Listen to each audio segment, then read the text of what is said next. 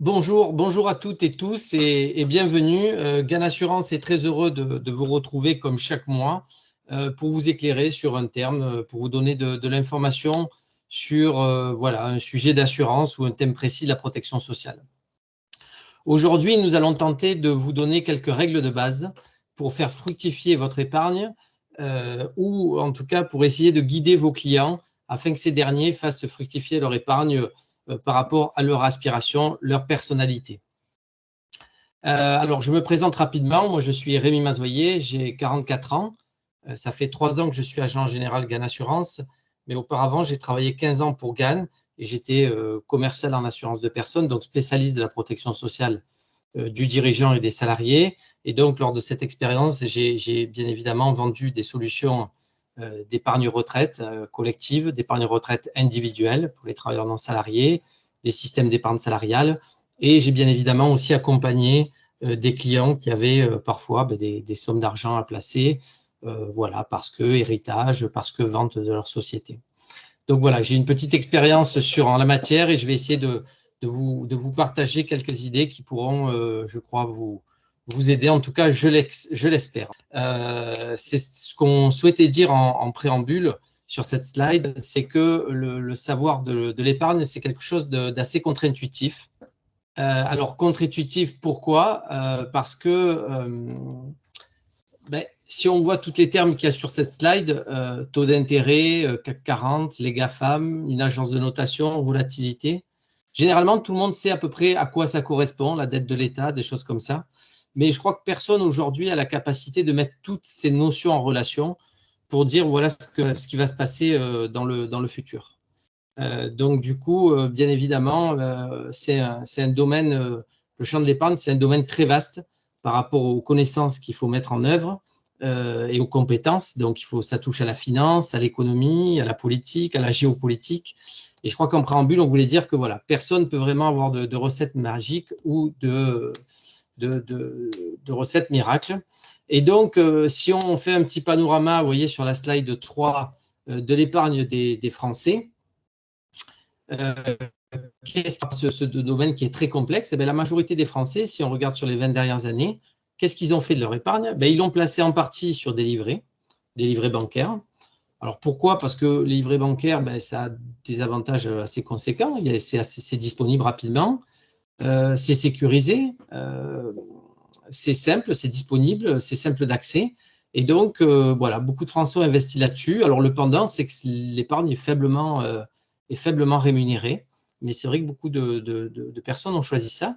Et puis, d'autres personnes ont choisi d'investir sur ce qu'on appelle une assurance vie. Donc, l'assurance vie d'il y a 20 ans, c'est-à-dire que c'était le fonds, l'actif général d'une compagnie d'assurance. Alors, qu'est-ce que c'est que l'actif général? L'actif général, c'est un fonds qui est majoritairement composé d'obligations d'État, ce qu'on appelle les OAT à 10 ans, quelques fonds propres, des fois quelques actions, mais voilà, en grande majorité, c'est des obligations. Et donc, ça permet d'avoir une épargne qui est relativement sécurisée. Vous allez comprendre pourquoi je dis relativement sécurisée, et qui permettait d'investir pour des projets avec un taux de rendement qui était quand même supérieur au livret. C'était, il y a 15 ans, c'était à peu près 4-5%, donc c'était des bons taux de rendement. C'était relativement sécurisé parce que des fois, l'assureur s'engageait même sur un taux d'intérêt sur la durée, donc c'était relativement intéressant, avec une fiscalité assez attrayante, assez intéressante. Donc, voilà, donc face à cette complexité, beaucoup de Français ont investi en assurance vie, sauf que, patatrac, qu'est-ce qui s'est passé? Avec la crise des subprimes et puis après la crise de la dette obligataire, les fonds n'ont cessé de s'éroder puisque les obligations d'État n'ont cessé de diminuer en termes de rémunération pour arriver à des taux proches de zéro. Donc aujourd'hui, c'est assez exceptionnel. Si vous allez faire un crédit, yopla boum, vous allez avoir un taux d'intérêt qui est très bas, vous allez acheter de l'argent vraiment pas cher. Par contre, effectivement, ces placements ne rapportent presque rien. Voilà. Donc sur la slide suivante, je voulais vous montrer aussi que l'épargne, c'est un champ qui évolue énormément, qui est complexe, mais qui évolue énormément puisque beaucoup de Français ont dit, puisque ces fonds en euros rapportent de moins en moins, on se tourne vers le marché des actions. Alors, le marché des actions, c'est aussi quelque chose de très mouvant. Là, je voulais faire un petit focus sur le CAC 40, puisque c'est l'indice boursier qu'on prend généralement en cause pour étudier la finance, en tout cas en France. Et je voulais dire que le CAC 40 d'il y a 15 ans n'a rien à voir avec le CAC 40 d'aujourd'hui. Par exemple, en 2007, la plus grosse capitalisation du CAC 40, c'était l'électricien EDF. Aujourd'hui, je crois que ça fait 2-3 ans, il est sorti du CAC 40. En 2007, il y avait une surpondération, par exemple, des banques, des assurances, de l'électricité, de la télécommunication. Aujourd'hui, on n'est plus du tout de l'automobile. Aujourd'hui, on n'est plus du tout. Les plus grosses capitalisations, c'est le luxe, l'industrie aéronautique et la finance. Donc, un domaine très mouvant. Donc, c'est très dur de s'y retrouver par rapport à ça. Et donc, nous, compagnie d'assurance, quand on a vu qu'on changeait de monde comme ça, les clients, ils ont eu du mal à comprendre tout ça. Et on dit, pour les guider, on va essayer de créer des profils et en tout cas de réfléchir aux principes de l'investissement. Donc, moi, ce que je vais vous donner, c'est des principes qui sont relativement simples. On en a édicté 6 pour bien guider son épargnant par rapport à un projet d'épargne. Alors, le principe numéro 1, il paraît relativement basique, choisir la solution la plus adaptée. Alors, ça paraît trivial, mais effectivement, on le voit encore trop souvent. Il faut vraiment, en fonction des aspirations et du projet du client, il faut réfléchir à ce qu'il souhaite faire de son épargne. Quelqu'un qui vient vous voir et qui a 100 000 euros, mais qui me dit je dois acheter ma résidence principale. Là, on cherche une résidence principale, on a espoir dans les 12, 18 mois de trouver quelque chose.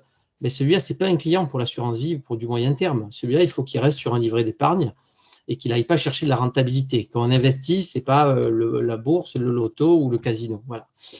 Le second principe, c'est ce qu'on disait un petit peu, c'est l'horizon qu'on a par rapport à ce placement. Le long terme, nous, on considère que pour rentrer sur l'assurance vie, il faut à minima du moyen terme. Donc, en dessous de 4 ans, en dessous d'un horizon de 4 ans, il y a peu d'intérêt finalement à rentrer sur l'assurance vie et sur les fonds qu'on propose.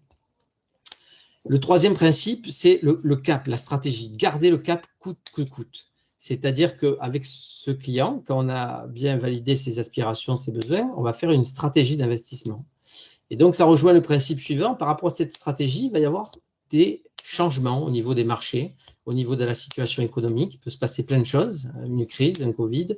Et donc, les marchés vont fluctuer. Et là, il va falloir que le client se méfie de ses émotions, que ce soit de l'enthousiasme ou au contraire ou du désespoir. Il va falloir qu'il garde son cap et qu'on l'aide à continuer à faire perdurer sa stratégie malgré les mouvements de marché.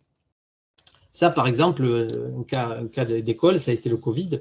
Pendant le premier confinement, beaucoup de clients ont appelé et disaient, voilà, mon épargne a perdu 30%, qu'est-ce qu'il faut faire? Il y en a beaucoup qui voulaient arbitrer. Donc, à ce moment-là, notre travail, c'était de leur dire, non, n'arbitrez pas. D'abord, on passe une crise, c'est vrai, ça peut être comme une guerre, en tout cas, c'est un virus. Mais en tout cas, d'arbitrer, ça serait cristalliser une perte, donc ne le faites pas. Le cinquième principe, la régularité. La régularité, c'est quoi? C'est investir régulièrement. Vous verrez sur une slide suivante que on ne rentre jamais au bon moment sur un marché. On voudrait toujours rentrer quand c'est le plus bas et sortir quand c'est le plus haut, mais ça, c'est un fantasme. Et donc, pour ça, il faut investir régulièrement pour acheter une moyenne. Et enfin, le principe suivant, c'est diversifier ses investissements. Ça, c'est l'adage des grands-pères et des grands-mères. On ne met pas tous ses œufs dans un même panier, mais effectivement, si vous souhaitez protéger votre épargne, il ne faut pas acheter 3 actions. Par contre, si vous achetez une vingtaine d'actions sur 3 zones géographiques différentes, sur des secteurs d'activité différents, de fait, vous allez protéger votre épargne par rapport à certaines crises. Alors, quand on a dit ça, nous, assureurs, on s'est dit, il faut choisir, par rapport à ces principes, on va essayer de faire un peu un panorama des profils des clients. Alors, le profil de client le plus sécuritaire, et puis au-dessus, le client qui souhaite de la sérénité, par exemple, mais qui souhaite commencer à dynamiser un peu son épargne. Là, on a pris l'image d'un vélo. Pourquoi? Parce qu'un vélo, si on met un casque et des gants et qu'on va d'un point A à un point B, vous arriverez très bien au point B. Ça va prendre du temps, mais il y a peu de chances que vous ayez un grave accident. Et puis après, on peut prendre un scooter. Donc, ça va un peu plus vite, on prend un peu plus de risques. Puis après, une moto, et puis ainsi de suite, une moto de course, pour arriver sur des profils de plus en plus offensifs où effectivement, la part option va croître. Voilà, sur la slide suivante, c'est ce que je disais tout à l'heure, gardez le cap, vous êtes votre pire ennemi dans les phénomènes de marché, avec les fluctuations du marché, on peut arriver à ce type de phénomène. On achète quelque chose, on est optimiste, ça monte, on a enthousiasme, on s'emballe, il y a une euphorie, puis au moment du retournement du marché, au point culminant, là, on va passer dans une phase descendante. Et là, si on ne garde pas le cap, il y a de l'anxiété, négation, crainte, désespoir, et même à ce moment-là, on peut aller jusqu'à un découragement qui fait qu'on peut cristalliser une perte. Donc, par rapport à ça, acheter régulièrement sur les marchés reste quand même très avantageux. Excusez-moi. Donc, les principes d'investissement à long terme, par rapport à ce qu'on disait au changement de monde, au fait que ce fonds en euros, et là, il y a beaucoup de clients qui venaient nous voir en disant « mais je ne comprends pas, le fonds en euros, il ne cesse de diminuer à 3%, 2%, 1,5%.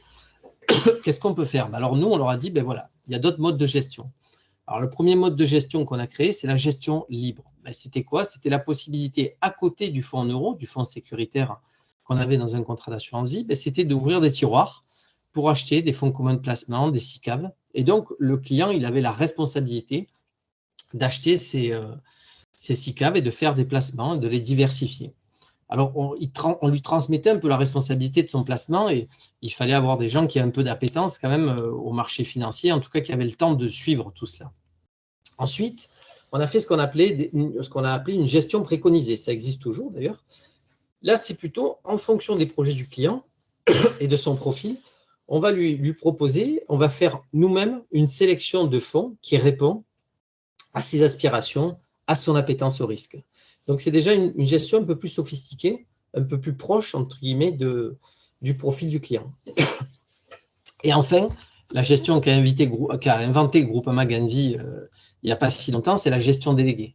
Et là, c'est un peu le summum. Pourquoi? Parce que, en fonction du profil, bien évidemment, le client va nous confier son épargne et nous-mêmes, on va les mettre dans les mains de personnes qui sont expérimentées, qui sont des comités de gestion qui vont choisir et qui vont arbitrer sur différents supports en fonction du profil du client. Voilà. Donc là, on va faire un petit tour d'horizon de la rentabilité sur cette gestion déléguée. Alors, c'est vrai que l'assurance vie, avec cette gestion déléguée, si on regarde les taux 2021, bon, ça a été une année un peu particulière. Ça a été une année de rattrapage après le Covid, donc les marchés financiers sont plutôt bien comportés. Et vous voyez sur un fonds, le fonds Sérénité, donc le fonds, on va dire, le moins volatile et le plus sécuritaire, on arrive à une performance de 3,47, ce qui fait quand même près de 3 fois plus que ce qu'aurait rapporté le meilleur des fonds en euros du marché. À cela s'ajoute quand même une fiscalité qui est très avantageuse en cas de rachat, c'est-à-dire que si le client a besoin de son épargne pour faire un apport sur un achat immobilier ou acheter quoi que ce soit, il va bénéficier des avantages de la fiscalité ou faire un rachat partiel programmé, par exemple, pour compléter ses revenus de retraite. Et puis aussi, un gros avantage, c'est que si entre-temps, la personne oublie de respirer, comme je dis, s'il y a un décès, ces sommes vont aller à ses bénéficiaires sans passer par la case droit de succession, en sortant de l'actif successoral. Voilà, une dernière slide pour vous montrer, quand on disait la régularité, ça nous semble quelque chose de vraiment très, très intéressant. Pourquoi? Parce que vous voyez, on a pris le cas de quelqu'un, d'un épargnant qui investirait 14 000 € à partir de 2007 jusqu'en 2019, à hauteur de 1 000 € par an. Et puis un épargnant qui aurait mis 14 000 € sur le même marché financier en 2007. Eh bien, on va voir que celui qui a gardé la trésorerie, qui a donc gardé la disponibilité, qui a investi 1 000 € par an, va sortir avec un capital qui va être supérieur à celui qui a investi les 14 000 € en 2007. Et attention, on n'a pas choisi la date 2007 n'importe comment, puisqu'on l'a choisi à une date où les marchés étaient très hauts, avant, je dirais, la crise des subprimes et la crise obligataire. Voilà, écoutez, j'espère vous donner quelques notions pour pouvoir guider vos futurs clients dans leur projet d'épargne.